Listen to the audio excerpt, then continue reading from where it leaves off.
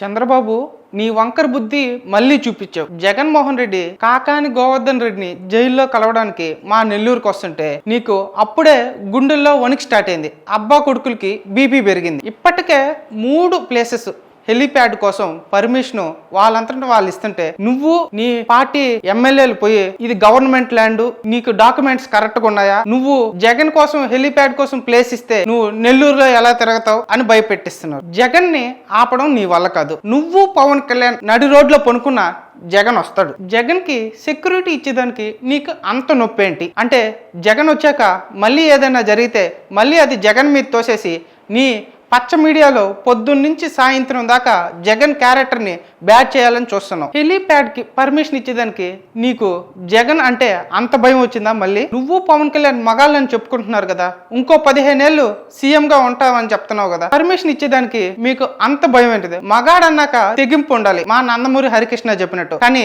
మీ ఇద్దరికి మాత్రం అది లేదు. జగన్ హెలీప్యాడ్ కోసం నువ్వు ఇలాగే పర్మిషన్ ఇవ్వకుండా ఆపుతుంటే జగన్ కి తిక్కరేగుతుంది. జగన్ కి తిక్కరేగిందనుకో రాకీ బాయ్ లాగా హెలికాప్టర్ నీ పార్టీ ఆఫీస్ మీద ల్యాండ్ చేస్తాడు. ఆ తర్వాత నువ్వు ఎవరికి చెప్పుకుంటావో చెప్పుకో.